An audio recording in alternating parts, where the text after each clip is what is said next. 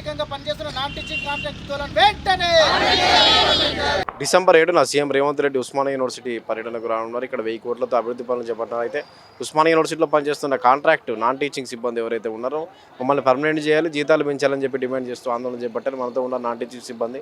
ఏం లేదు సార్, మేము ఇక్కడ చాలా ఏళ్ళ నుంచి పనిచేస్తున్నాము.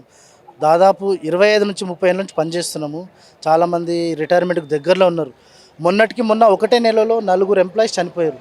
వాళ్ళకు జీతాలు తక్కువ ఉండి ఇల్లు కిరాయి కట్టుకోలేక ఆర్థిక ఇబ్బందుల వల్ల మనోవేదనకు గురై చనిపోవడం జరిగింది.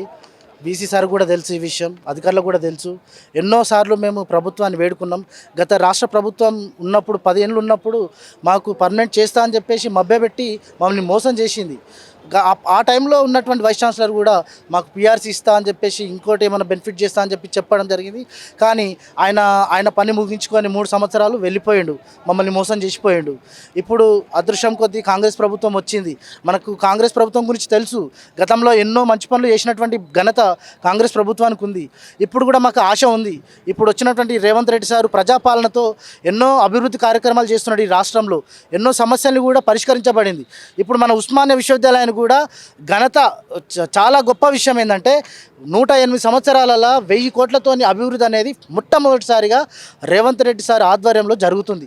దానికి మేమందరం అదృష్టవంతులం అనుకోవాలి. ఎందుకంటే ఈ యూనివర్సిటీలో పనిచేస్తున్నటువంటి అధికారులు కావచ్చు, విద్యార్థులు కావచ్చు, ఎంప్లాయీస్ కావచ్చు, అందరం కూడా అదృష్టవంతులమే.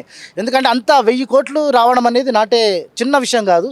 కాబట్టి అంత పెద్ద కార్యాన్ని చేస్తున్నటువంటి రేవంత్ రెడ్డి సార్కి మా విషయాన్ని, చిన్న విషయం మాది, ఆ విషయాన్ని గురించి పట్టించుకోవడం అనేది చాలా చిన్న విషయం. కాబట్టి ఆయనకు చిన్న విషయమే కాబట్టి మా సమస్య పరిష్కారం.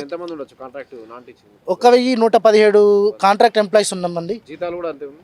జీతాలు నాన్ టీచింగ్లో కాంట్రాక్ట్ ఎంప్లాయీస్లో అటెండరు, కామాటి, junior assistant, typist, computer programmers, డ్రైవర్స్గా ఎన్నో వివిధ స్థాయిల్లో పనిచేస్తున్నాం. ఇప్పుడు అటెండర్లకు కొందరికి 15,000 ఉంది, కొందరికి 8,000, 9,000 ఉంది. ఎందుకంటే గతంలో ఉన్నటువంటి వైస్ ఛాన్సలర్ పెరుగుతున్నటువంటి ఇంక్రిమెంట్ని కట్ చేసిండు, మొత్తం తీసేసిపోయిండు ఆయన. అట్లా వాళ్ళు కనీసం 10,000 కూడా జీతం లేకుండా వాళ్ళు బతుకుతున్నారు. ఎంతో ఘోరమైనటువంటి పరిస్థితి.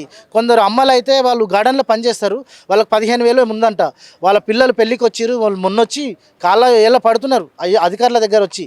కానీ వాళ్ళకి ఎటువంటి న్యాయం చేయలేని పరిస్థితి. ఇప్పుడు కనీసం ఈ ప్రజాప్రభుత్వం ఉన్నప్పుడైనా మాకు న్యాయం జరుగుతుందని మేము ఆశిస్తున్నాం.